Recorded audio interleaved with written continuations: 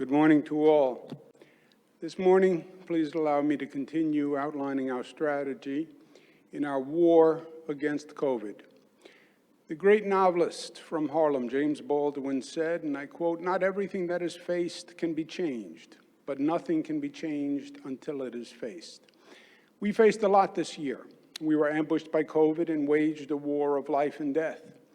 But we are New Yorkers, so we faced it head on and we faced it together. The war isn't over. The virus still rages, but we will overcome. That's what New Yorkers do. As history teaches us, positive growth occurs not from fighting or even winning the war. Warfare only stops the evil. What must follow post-war is the reconstruction. That is where growth occurs. General Grant, within weeks after winning the grueling Civil War, started the hard task of reconstruction of the South. Post-World War II came the GI Bill and the Marshall Plan in Europe. Now it's time to start looking ahead with the same toughness, the same smarts, the same unity, and the same discipline and the same love that brought us through last year. 2021 will be a year of continued challenges, transformation, and change. We will need to adjust to the new social and economic realities of the post-COVID world. This week, we are laying out a comprehensive, multifaceted plan for New York's future. We will begin by controlling the spread of COVID while we are at the same time ramping up our vaccination plan. We must stabilize the state's finances, and we must invest in a New York infrastructure that will stimulate our economy and put people back to work. And we will create jobs of the future with the largest green energy plan in the country. All this, but we must do even more. In this moment of international disruption, there is a real opportunity for the place and the people who best and most quickly adapt to the post-COVID economy. We will seize that opportunity because that's what New York does. So then the question is, how do we get there? The vaccine is the weapon that will end the war, but it won't hit critical mass until June, September, or even December. If we float along, relying solely on the vaccine, the way many states are, we are looking at months of shutdowns and the economic, mental, and spiritual hardship they bring. We need to begin to act now. If we don't, dining will remain at levels too low for restaurants to survive. Offices will remain empty, hurting the service business that depend on those office workers. Theaters and sports venues will sit empty. People will remain out of work, with all the psychological as well as financial trauma that entails. The inequalities and injustices that COVID exacerbated will continue to get worse. We can't do that. We just can't let that happen. We can't float along watching the pain, the hardship, and the inequality grow around us. That's not what we do in New York. We must take control of our destiny. Today, we will discuss reopening our great state smartly and safely. As New York told the world from day one, the choice was never between public health or economic activity. It was never either or. It was always both. And safe and smart is not determined by action of government alone, but by the action of the people. New Yorkers themselves will determine our future. We have always understood the COVID reality, that the options for the economy are not to fully open or fully close, but rather to strike a new model of balance, where we use science and technology to reopen the economy intelligently. Testing is the key to reopening our economy before the vaccine hits critical mass. Rapid testing poses great possibilities. It can be completed in as little as 15 minutes. Because of New York's spirit of innovation, we have performed more COVID tests per capita than any state in the country. Now, we will lead on rapid testing. We will also be entering a time when more and more people are vaccinated. This will then afford us the means and guidance to reopen more businesses safely. We piloted our testing strategy at last Saturday's Buffalo Bills game, where 7,000 fans were tested by the New York State Department of Health before the game. Testing was done in a drive-through at approximately 5 minutes per car. The Department of Health is monitoring the contact tracing results, but all early indications suggest this model was successful, and it poses great possibility to reopen events to the public. Why can't we use rapid testing to open restaurants in orange zones, theaters, offices? There are so many options. Next, we will work with the local real estate community to open additional rapid testing sites where people can receive a rapid test hours prior to patronizing a business or engaging in a social activity. We will open hundreds of these new pop-up rapid testing sites statewide to bring this effort to scale. Next, we will work with property owners and management companies to reopen COVID-safe office buildings with Department of Health approved protocols.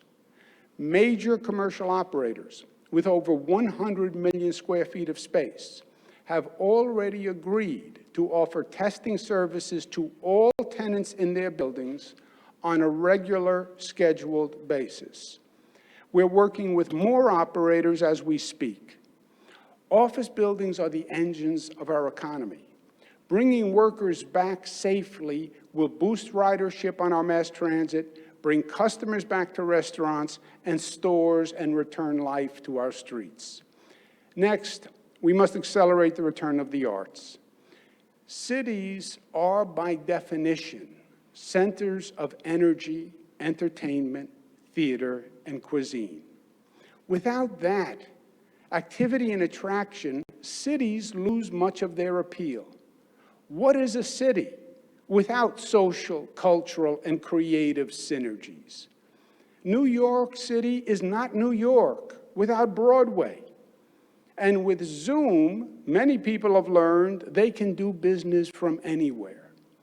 Compound this situation with growing crime and homelessness, and we have a national urban crisis.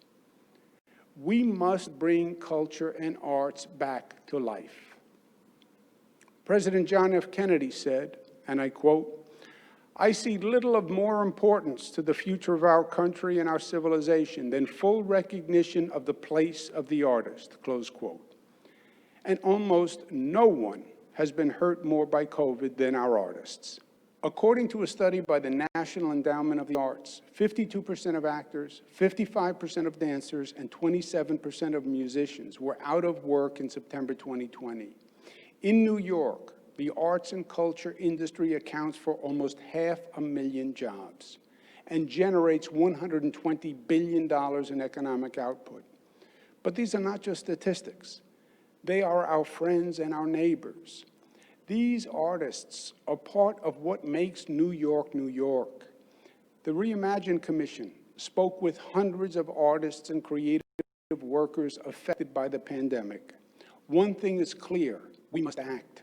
We cannot wait until summer to turn the lights back on for the arts and provide a living wage for artists. We will not let the curtain fall on their careers or on the future of our cities.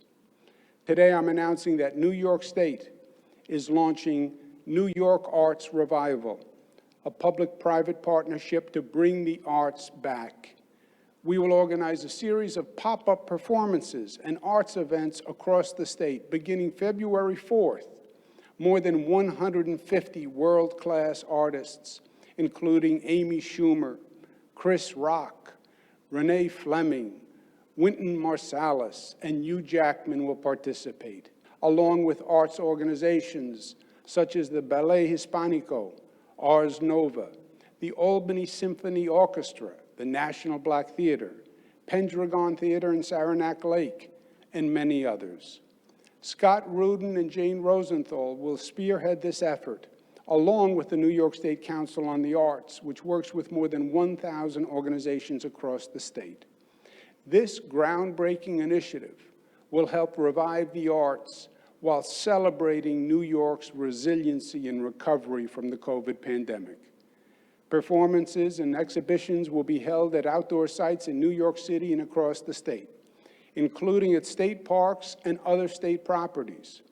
We will also use flexible venues adapted for social distancing, like the Park Avenue Armory, St. Ann's Warehouse, and the Queens Theater.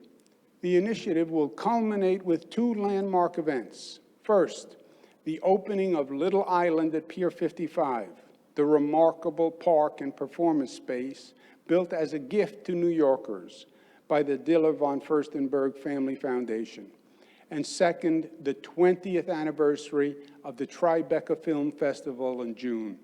Tribeca was founded in the aftermath of 9/11 to revitalize New York City through the arts, and it will once again energize our recovery with the Tribeca 2021 edition. This initiative will be a joint effort between the state and the philanthropic partners. New York State will provide staffing, support, marketing, and access to world-class open-air and spacious venues. All events will follow state guidelines, serving as a model for safely reopening the arts across the state and the country. We will also begin piloting large indoor spaces with testing and ventilation to explore what possible safe and smart options exist.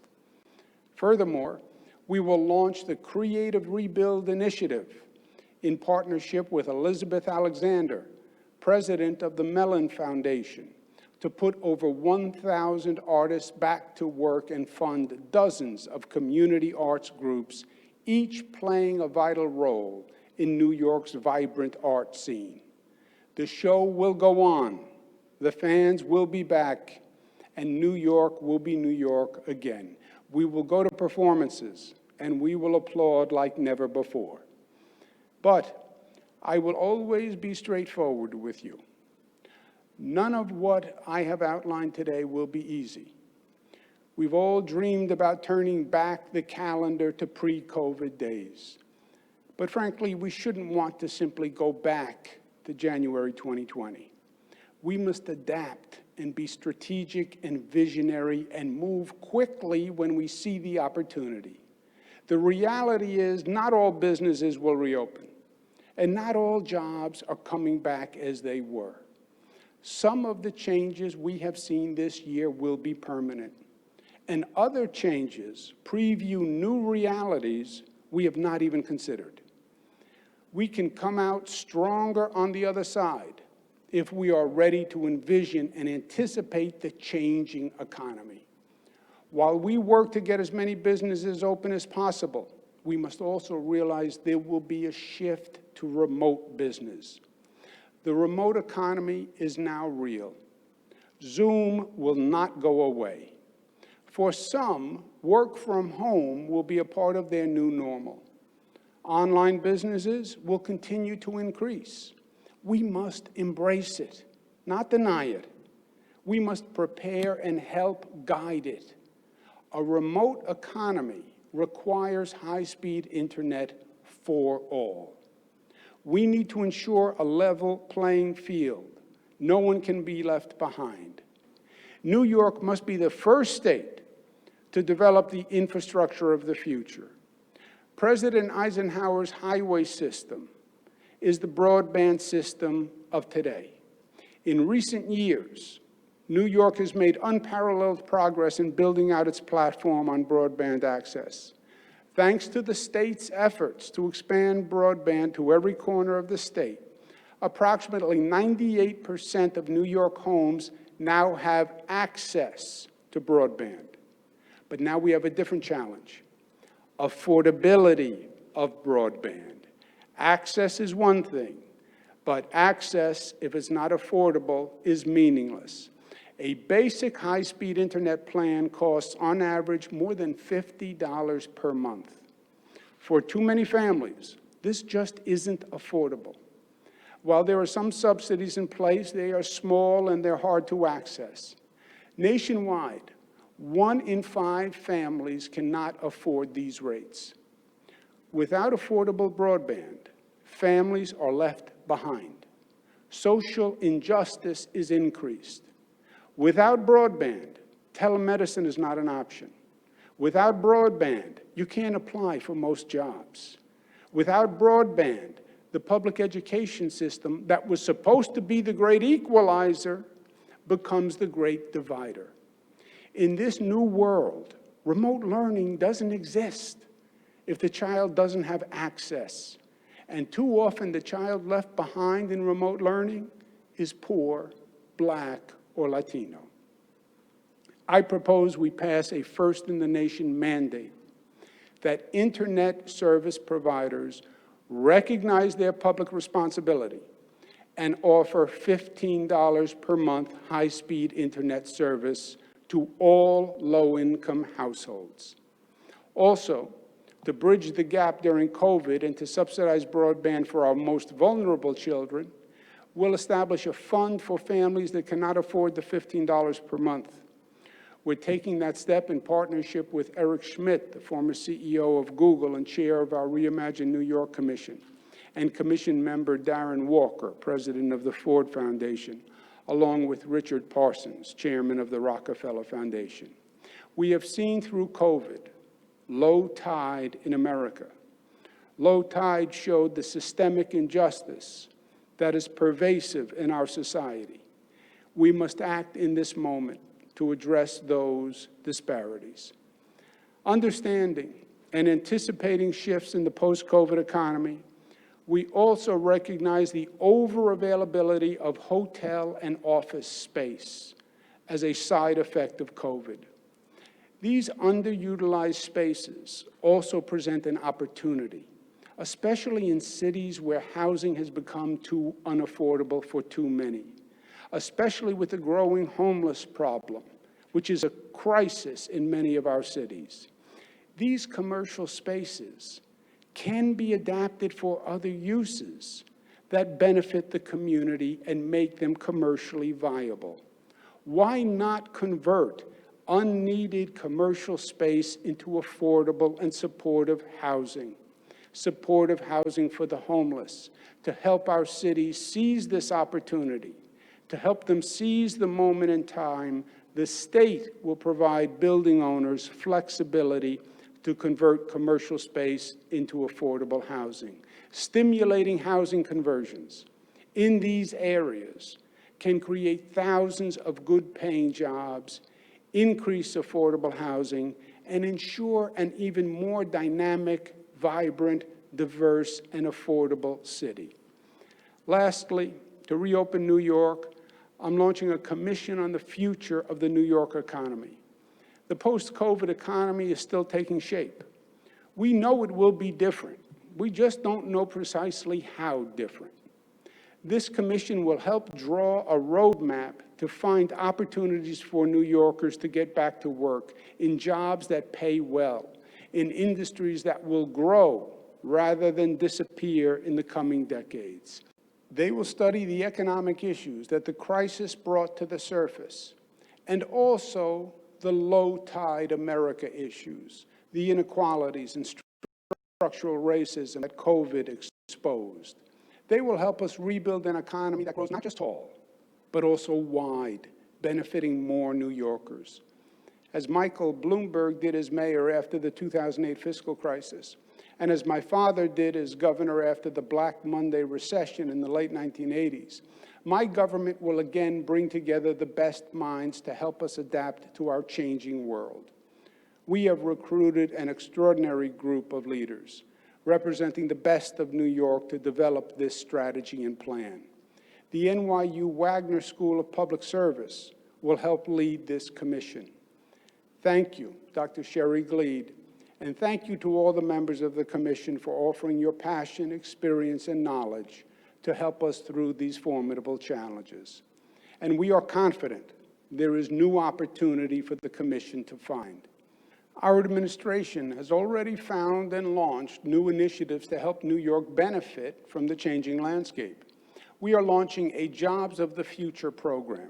First is a Pathways Pledge, led by the Reimagine New York Commission, Ginny Rometty, former chair of IBM, and Charles Phillips, former CEO of Infor. We have enrolled 15 of the state's largest employers who have committed to and will report on more training education programs for low-income workers and new partnerships with workforce development organizations in underserved communities. We expect to triple the number of employers by the end of the year. Second, we will propose an expansion of SUNY's new online training center so that New Yorkers can enroll in additional employment certificate programs for high-demand jobs, and they can do it for free. Will New York be what it was? The answer is no. But it will be better. I do not believe in setting aspirations or expectations that I do not believe we will meet. Life is in the doing, and I ask you to do this with me. This is not a government initiative. This is a New Yorker initiative. We began this COVID battle together, and we will succeed in the post-war reconstruction the same way, by the grace and the strength and the unity of the people of New York. 2020 was no doubt a year of darkness. We saw death, isolation, financial ruin, and social tension. That's the truth. But that is not the entire truth. 2020 was also a year of light. There was light every time a nurse rose from her bed to face another frightening day in a hospital emergency room. There was light every time a bus driver cautiously got behind the wheel. There was light every time a grocery store worker donned his or her mask to stock the shelves. There was light when New Yorkers donated millions of dollars to help those in need. And when millions of New Yorkers made the effort to vote, there was light when hundreds of thousands of people around the globe sent masks and notes and love to New Yorkers at our time of struggle. There was light when we opened our new Moynihan Train Hall with its window to the sky, over an acre in glass, welcoming the sunshine after decades of darkness at Penn Station. There was light when New Yorkers came together and defended the state from COVID and brought the state from the highest infection rate to one of the lowest. And this light illuminates a new path of possibility for our state. A path that says, yes, we can care about each other, and we can help each other, and we can recognize our interconnection and our relationship, that we are one community and one family, that our differences are second to our commonality, that we are strong, and we are competent, and we are capable, that we can build, we can achieve, we can take on great challenges, and we can triumph, that we believe in ourselves, and we believe in each other, and we believe in this place called New York, this place of possibility, this place of welcome, this place of mutuality, this place of aspiration, this place of acceptance, and this place of cooperation. New York is that place. It's not a dream. It is a reality. We proved it last year. It was our unity that controlled COVID. It was our confidence in each other that overcame our fear. My friends, let us learn from the darkness of 2020, but let us celebrate the light and carry it forward so that it may shine on the face of a new future, a future that is brighter, more inclusive, more just, more fair than any New York ever before. Together, we will do just that. Thank you and God bless.